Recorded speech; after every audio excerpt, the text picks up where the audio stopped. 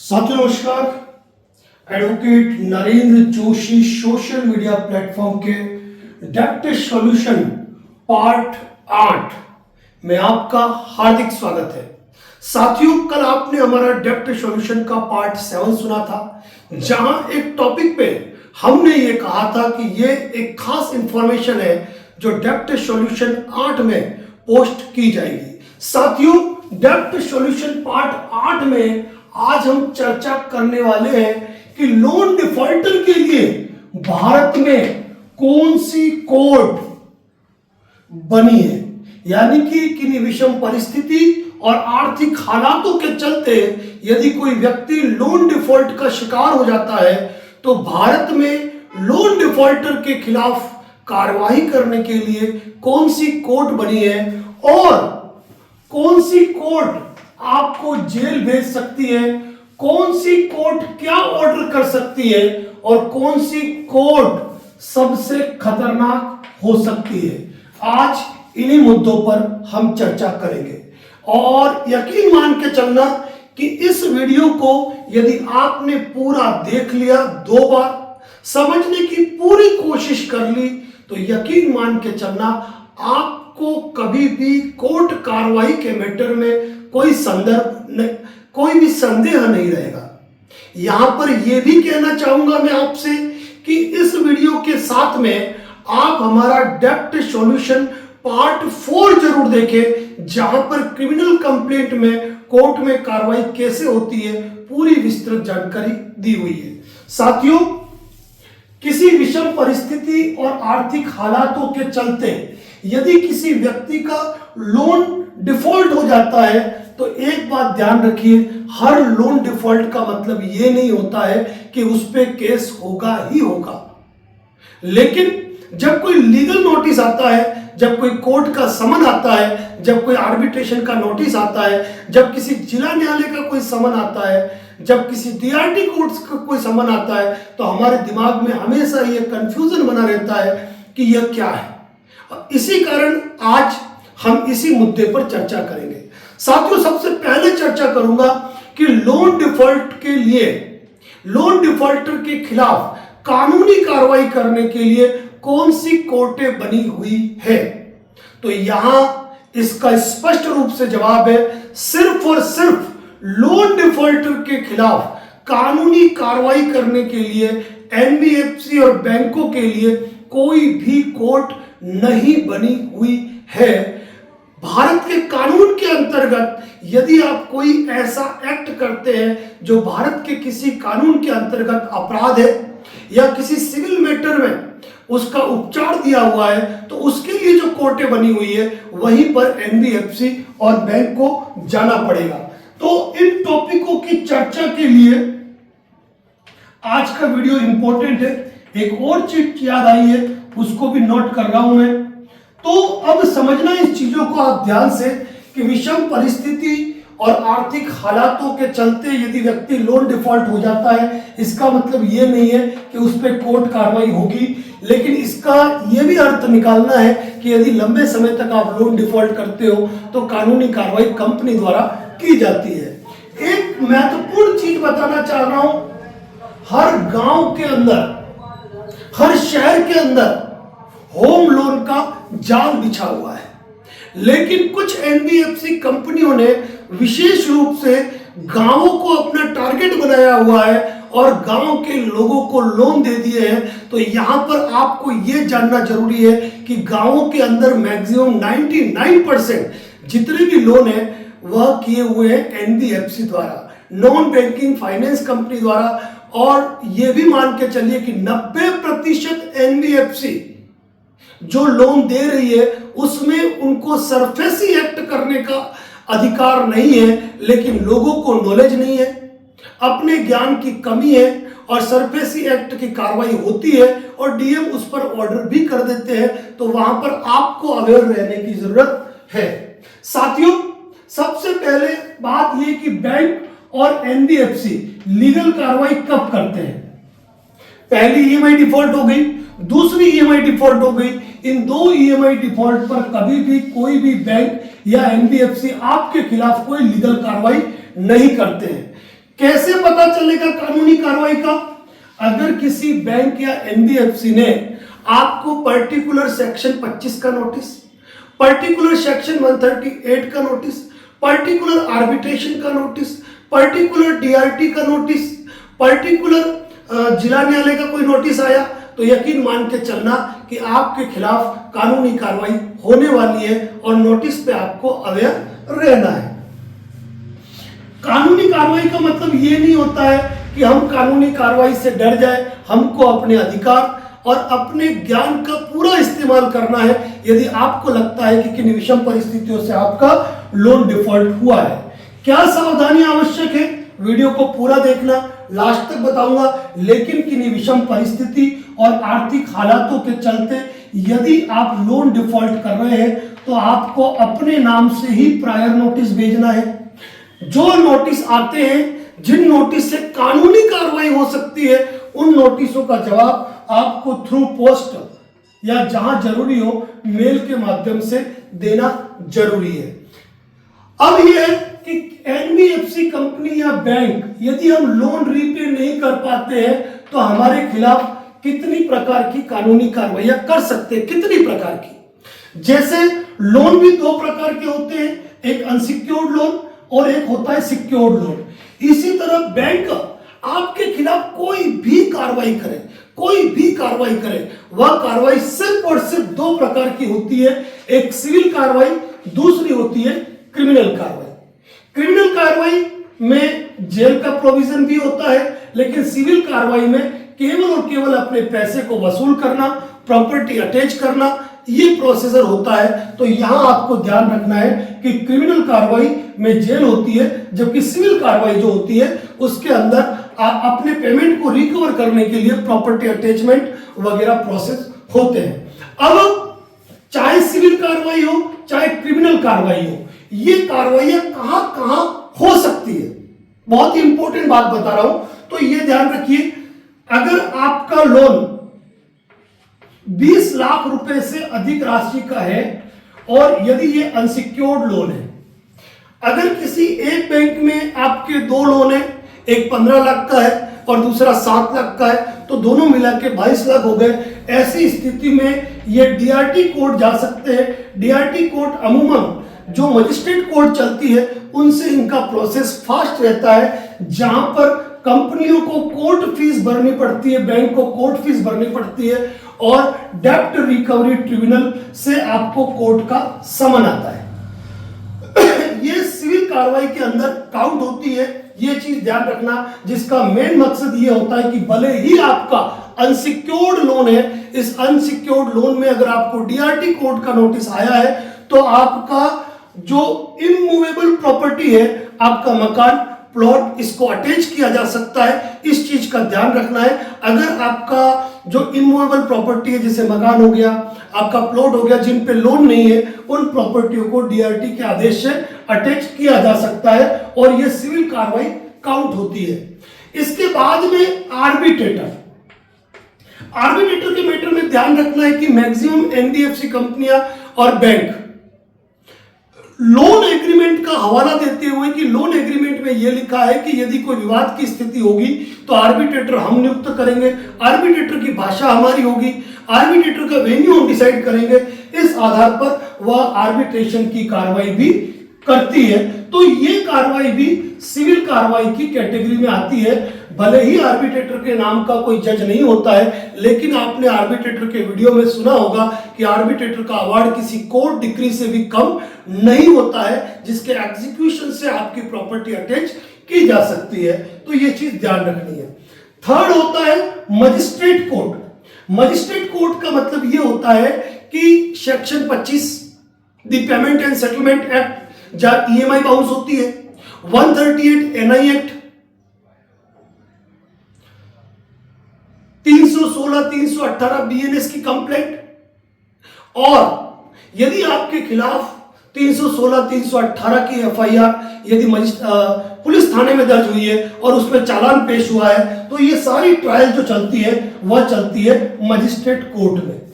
अब magistrate court अभी तक जो हम ऊपर से देखते हुए आ रहे हैं, इसमें मजिस्ट्रेट कोर्ट को यह अधिकार है कि आपके मैटर में यदि यह सिद्ध हुआ कि आपका अपराध है और समय पर हम उसका निपटान नहीं कर पाए तो इसमें जेल का प्रोविजन होता है। DM district magistrate, administrative court भी कहूंगा मैं, जैसे कई राज्यों में आरआरसी की कार्रवाई होती है।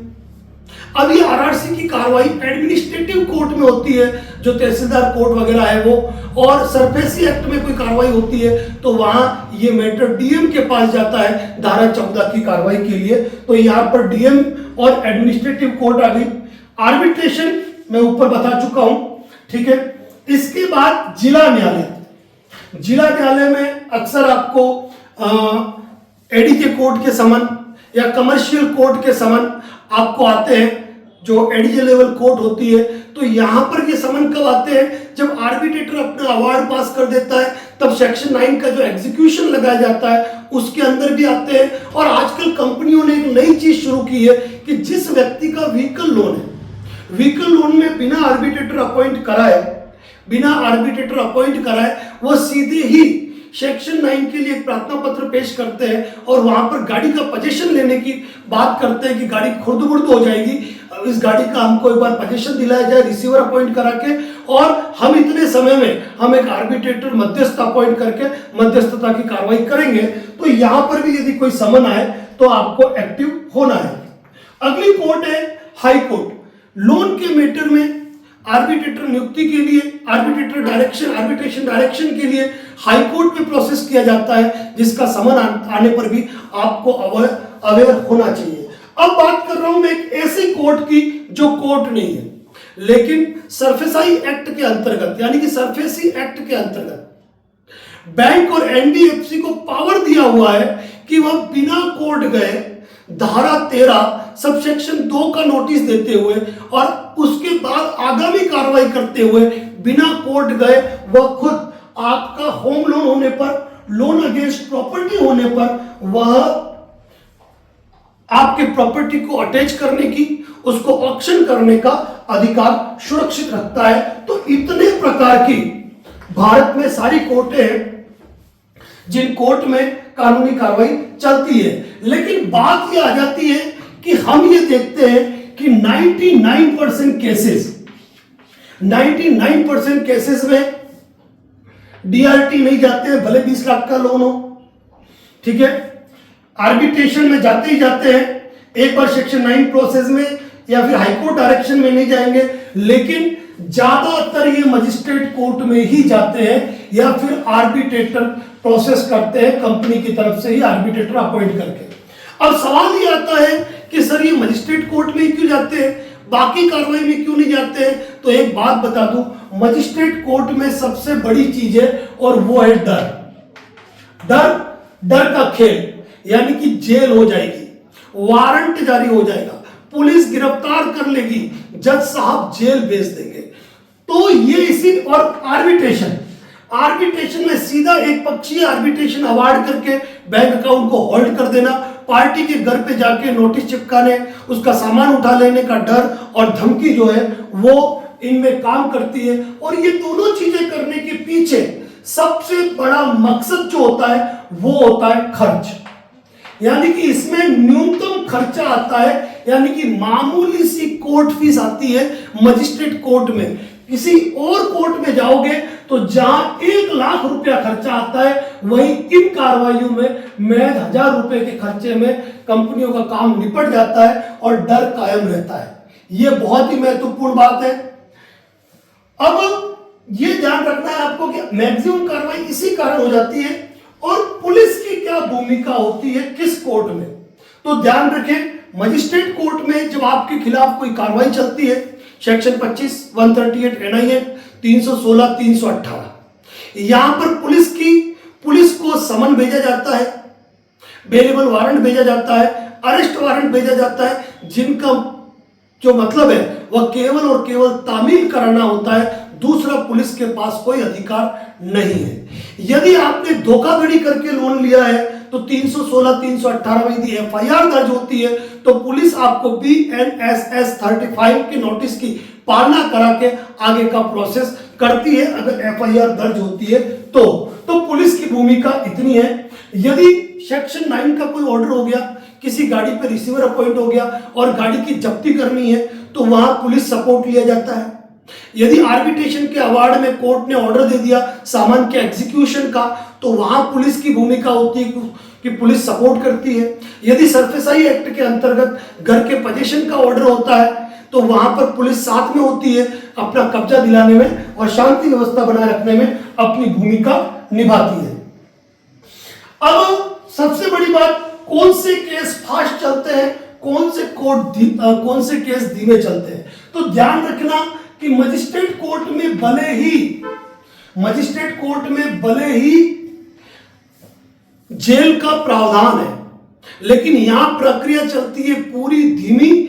व्यक्ति को सुनवाई का, आरोपी को सुनवाई का पर्याप्त अवसर दिया जाता है और यह प्रक्रिया चलती है लंबी। कंपनियां ये केस फाइल करती है एक डर कायम करने के लिए, खौफ कायम करने के लिए, और ये खौफ और डर कब तक कायम होता है, जब तक कि व्यक्ति अपनी बेल नहीं करवा दे। बेल करवा दी, खुद रिकवरी एजेंट कहता है जमानत करते ही केस खत्म हो जाता है। आपने कई बार सुना होगा, कई रिकवरी एजेंट कहते हैं अरे आपने जमानत करा दी, केस खत्म हो गया। उनकी नजर में इसलिए खत्म हो गया क्योंकि जमानत कराने के बाद कोर्ट की ट्रायल चलती है और ट्रायल लंबी चलती है। तो अब उस ट्रायल से एनबीएफसी और कंपनियों को कोई लाभ नहीं मिलता है यदि पार्टी ने अपने किसी केस में जमानत करा दी है तो। लेकिन आर्बिट्रेटर का जो मामला है वो बड़ा फास्ट चलता है, क्योंकि कंपनी की तरफ से जो एक पक्षीय आर्बिट्रेटर नियुक्त किया गया है उसका एक ही लक्ष्य है, आप जवाब दे, ऑब्जेक्शन दे। बहुत ही कम ईमानदार आर्बिट्रेटर है, उनको तो हम सलाम कहते हैं, लेकिन इन आर्बिट्रेटर या आर्बिट्रेटर ट्रिब्यूनल का मकसद होता है फाइल आई, फाइल क्लोज करो, अवार्ड पास करो, अपना बिल पास करो। ये गणितें बनी रहती है, तो आर्बिट्रेशन प्रक्रिया इनकी फास्ट चलती है। इसके बाद डीआरटी में जो प्रोसेस होते हैं वो भी थोड़े फास्ट चलते हैं, ये चीज ध्यान रखिए। बाकी समन, नोटिस, वारंट जब भी किसी का है तो हमको अवेयर रहना है और अपने लीगल एक्सपर्ट से बात करके पूरा सजेशन लेना ही लेना है। सेक्शन 25 138 एनआई एक्ट के अंदर मैक्सिमम 2 साल तक के पनिशमेंट, चेक या ईसीएस के दोहरे राशि तक के जुर्माने का प्रावधान है, जो मैक्सिमम 3 महीने, 6 महीने, 12 महीने हो सकता है। और इसमें तुरंत आपको अपील का लाभ मिलता है। अपील करने के लिए आपकी सजा सस्पेंड रहती है, कोई व्यक्ति तुरंत जेल नहीं जाता है, यह ध्यान रखें। इसके बाद 316, 318 में ये केस की प्रकृति पर निर्भर है, 7 साल तक की सजा है। लेकिन मैं यहां पर खुले रूप से कह रहा हूं कि जिन भी मैटर में क्रिमिनल कंप्लेंट होती है लोन के मैटर में, और आप यदि किन्हीं विषम परिस्थिति और आर्थिक हालातों से अगर लोन डिफॉल्ट किया है, कोई विलफुल डिफॉल्टर नहीं हो, तो 316, 318 में कहीं पर भी यदि क्रिमिनल कंप्लेंट फाइल हुई है तो वहां पे आपने सजा नहीं सुनी होगी। संदेह का लाभ के आधार पर मैक्सिमम केसों में यहां पार्टियां बरी हो जाती है। रिकवरी सर्टिफिकेट, कई राज्यों के अंदर आरआरसी की कार्रवाई होती है, वह रिकवरी सर्टिफिकेट जारी किए जाते हैं।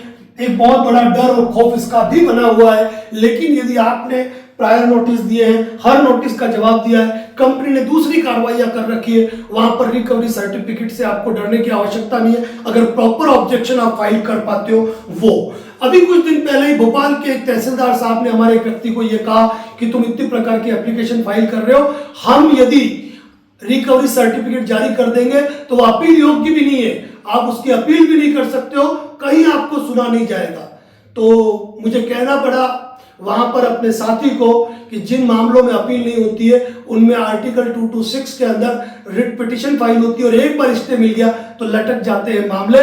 बस पार्टी को अवेयर होने की जरूरत है। जहां भी कभी अपील का प्रोविजन नहीं है वहां पर कुल मिलाकर हाईकोर्ट के अंदर रिट पिटिशन फाइल होकर स्टे होता है। आर्बिट्रेशन कहने की जरूरत नहीं है, ढेरों वीडियो बना चुका हूं। अगर एक पक्षीय आर्बिट्रेटर नियुक्त होता है तो लगातार आप ऑब्जेक्शन दे सकते हैं। डीआरटी, हाईकोर्ट, पुलिस चालान, इन मुद्दों पे मैं चर्चा कर चुका हूं। बस एक ही बात ध्यान रखिए, आज की तारीख में एक बात बताऊं, कलकत्ता के अंदर जितने केसेस हैं, अगर हर केस में हर व्यक्ति को अगर जेल हो जाए तो जितने लोगों को जेल हुई है ना, उनको हिंदुस्तान की प्रत्येक जेल में शिफ्ट करना पड़े। मजाक नहीं है।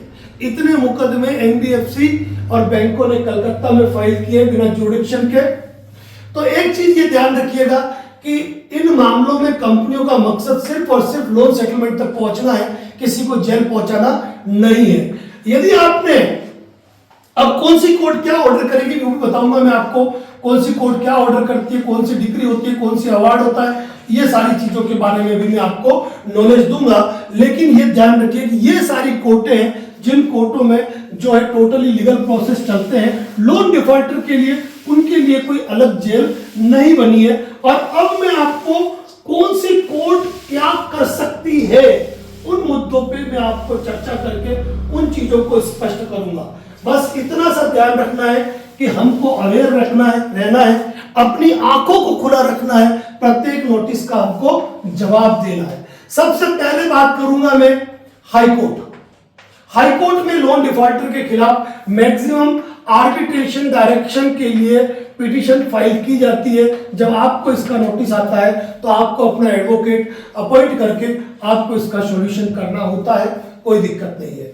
इसके बाद डीआरटी 20 लाख से अधिक के मामलों में अनसिक्योर्ड लोन के अंदर यहां पर डीआरटी के अंदर कार्रवाई की जाती है, लेकिन यहां पर भी कार्रवाई के पश्चात जो है सेटलमेंट की राह मौजूद होती है। इसके बाद हम करते हैं सिविल कोर्ट। सिविल कोर्ट यानी कि स्थानीय कोर्ट के अंदर सिविल प्रक्रिया के अंतर्गत रिकवरी के लिए केस फाइल किया जाता है। आपको बता दूं कि इन दोनों ही प्रक्रियाओं में एक पर्याप्त कोर्ट फीस लगती है, पर्याप्त कोर्ट फीस। यहां पर कोर्ट के द्वारा डिक्री जारी की जाती है और उस डिक्री का निष्पादन कराया जाता है। क्योंकि अच्छी तरह बैंकें भी जानती है कि हमारे अगर कोई अवार्ड हो भी गया, कोई डिक्री हमने पास करा भी ली, कोई ऑर्डर हमने ले भी लिया, तो इतनी आसान प्रक्रिया नहीं है उसका निष्पादन करना, क्योंकि पार्टी के पास पैसा नहीं था तभी तो वो लोन डिफॉल्टर बना।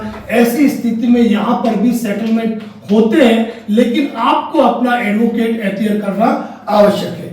इसके बाद बात करता हूं मैं आर्बिट्रेशन की।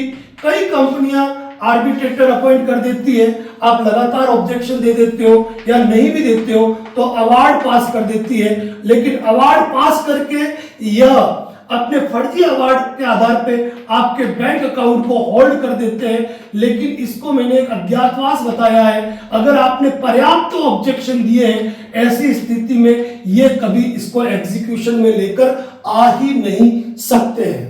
साथियों, अब बात करता हूं मैं आपके डिस्ट्रिक्ट कोर्ट की। जिला न्यायालय, जहां पे वाणिज्यिक न्यायालय हो गए, अपर जिला न्यायालय हो गए, इन अपर जिला न्यायालयों में सेक्शन 9 का प्रार्थना पत्र पेश करते हैं आर्बिट्रेशन के अवार्ड के आधार पर या आर्बिट्रेशन नियुक्ति से पूर्व। जब भी आपको डिस्ट्रिक्ट कोर्ट का कोई समन आए, कोई नोटिस आए, तो आपको लापरवाही नहीं करनी है। इसके बाद मैं बात करता हूं एडमिनिस्ट्रेटिव कोर्ट, डीएम, तहसीलदार वगैरह में, जहां आरआरसी की कार्रवाई होती है। और आरआरसी के मैटर में यदि आपको समन आता है तो ये नहीं है कि आपका पक्ष नहीं सुना जाएगा, यहां पर भी आप अपनी आपत्ति पेश कर सकते हो और गलत आधारों पर की गई आरआरसी को निरस्त करवा सकते हो। या ये ध्यान रखना, कई बार ये बैंक वाले कहते हैं कि यदि आरआरसी जारी हो गई तो उसकी अपील नहीं होती है। तो ऐसी स्थिति के अंदर मैं आपको बता दूं, ऐसी स्थिति के अंदर जहां पर अपील नहीं होती है ना, वहां पर सीधा हाईकोर्ट में रिट फाइल होती है आर्टिकल 226 के अंदर, और एक बार आपने इस पे स्टे ले लिया तो फिर ये डेट्स चलती रहती है। इसके बाद है लोक अदालत। तो ये भी सुनना कि लोक अदालत में आपसी सहमति के आधार पर प्रकरण का निस्तारण होता है। इसमें यह नहीं है कि कोई पार्टी नहीं गई तो जेल हो जाएगी, गई तो गलत हो जाएगा, ऐसा कुछ भी नहीं होता है। लोक अदालत में जो होता है वो आपसी सहमति के आधार पे होता है। बैंक एनबीएफसी, तो याद रखिए बैंक एनबीएफसी खुद कोर्ट है। यदि आपने कोई होम लोन लिया है, कोई मॉर्गेज लोन लिया है, कोई लोन अगेंस्ट प्रॉपर्टी लिया है, तो ऐसी स्थिति में बैंक सरफेसी एक्ट का नोटिस 13/2 का जारी करके कार्रवाई करती है लोन एनपीए होने के बाद, और यहां पर यदि आप लापरवाही करते हो तो ये मान के चलना कि आपकी प्रॉपर्टी पर रिस्क खड़ा होता है। मैं बता दूं आपको कि 90% एनबीएफसी कंपनियां ऐसी है जिन्होंने जो लोन दे रखे हैं उन लोन में सरफेसी एक्ट का उनको अधिकार ही नहीं है, लेकिन आप विरोध कर नहीं पाते हो, नोटिसों का जवाब नहीं दे पाते हो, लड़ नहीं पाते हो, तो आपके हाथों से प्रॉपर्टी चली जाती है जिस प्रॉपर्टी को टच करने तक का इनका अधिकार नहीं है। साथियों, इसके बाद मैं बात कर रहा हूं मजिस्ट्रेट कोर्ट। जी हां, ये कोर्ट सबसे खतरनाक है, क्योंकि यहां तक की जितनी भी कोर्टें आपने देखी है ना, यहां तक की जितनी भी कोर्टें हैं इनकी प्रकृति जो है वो सिविल कोर्ट की है, यानी कि ये केवल प्रॉपर्टी अटैचमेंट, राशि की रिकवरी से संबंधित है। यहां पर कोई जेल का प्रोविजन नहीं है, और जेल प्रोविजन भी होता है तो वह केवल सिविल जेल होता है। सिविल जेल के मैटर में मैं एक डिटेल वीडियो फिर कभी बनाऊंगा, लेकिन ये बहुत कम स्थितियां आती है। लेकिन मजिस्ट्रेट कोर्ट वो कोर्ट है जहां ईएमआई बाउंस होने पर सेक्शन 25 का केस, 138 एनआई एक्ट का केस, क्रिमिनल कंप्लेंट में 316, 318 बीएनएस का केस, और यदि पुलिस चालान पेश करती है किसी मैटर में तो वो मैटर होता है। तो मजिस्ट्रेट कोर्ट में सेक्शन 25, 138, 316, 318 और पुलिस के द्वारा पेश किए गए चालान पे ट्रायल होता है, और केवल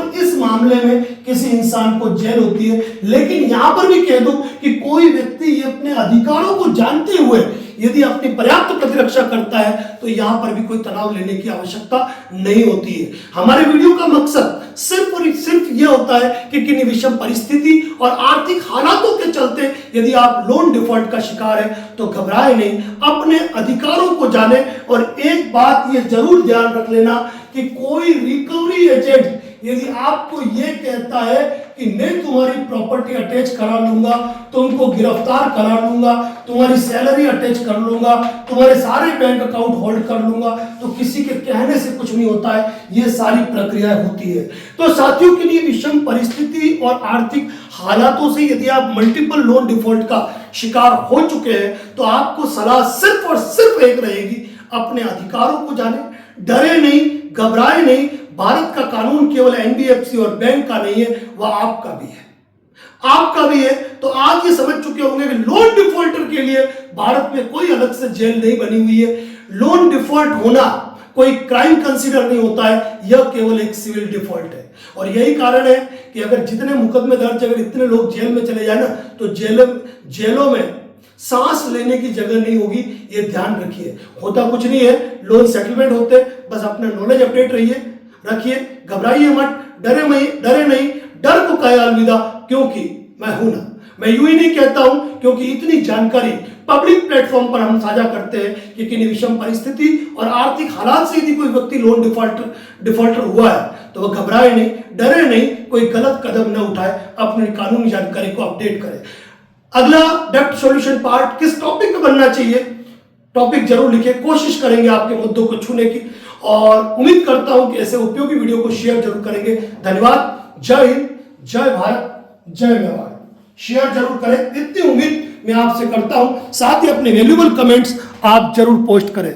साथियों, मैं ये कहना चाहूंगा कि किन्हीं विषम परिस्थिति और आर्थिक हालातों के चलते यदि कोई व्यक्ति लोन डिफॉल्ट का शिकार है तो मैं उन्हें सिर्फ यह कहूंगा कि एडवोकेट नरेंद्र जोशी के सोशल मीडिया प्लेटफॉर्म पर बॉर्डर 2 से धुरंधर तक और टी टाइम गपशप और हमारे डेप्ट सॉल्यूशन पार्ट पूरे सुन ले। कोई किसी लीगल एक्सपर्ट की राय लेने में सक्षम नहीं है तो हमारे advocate Narendra Joshi YouTube channel membership या फेसबुक मेंबरशिप को विजिट कर ले। 20,000 लोन सेटलमेंट का एक्सपीरियंस है कि एक ही बात कहता हूं, डरना मना है, घबराना मना है, कोई तनाव नहीं लेना है। Advocate Narendra Joshi YouTube channel, Facebook page पर पोस्ट होने वाले प्रत्येक वीडियो को जरूर सुने, और हमसे जो साथी जुड़े हुए हैं वह हमारा व्हाट्सएप स्टेटस डेली देखते रहे। किसी नोटिस को हल्के में न ले, लापरवाही न करे, यह भी चीज आपको विशेष रूप से ध्यान रखनी है। इसी के साथ अपनी बात को यही समाप्त करता हूं, और सिर्फ एक उम्मीद करता हूं आपसे कि अपने वैल्यूएबल कमेंट्स जो है आप जरूर लिखें कि एडवोकेट नरेंद्र जोशी के बारे में, उनके सोशल मीडिया प्लेटफॉर्म के बारे में, उनके वीडियो के बारे में आपके क्या विचार है। क्योंकि आपके कमेंट्स हमसे जुड़े साथियों के लिए एक प्रेरणा होगी। हमारे लिए 20,000 लोन सेटलमेंट का एक्सपीरियंस बढ़ाने हमारे लिए बड़े हैं आपके कमेंट्स। तो उम्मीद तो कर सकता हूं कि वीडियो को मैक्सिमम शेयर करेंगे। इसी के साथ थैंक यू सो मच। जय हिंद, जय भारत, जय मेवाड़।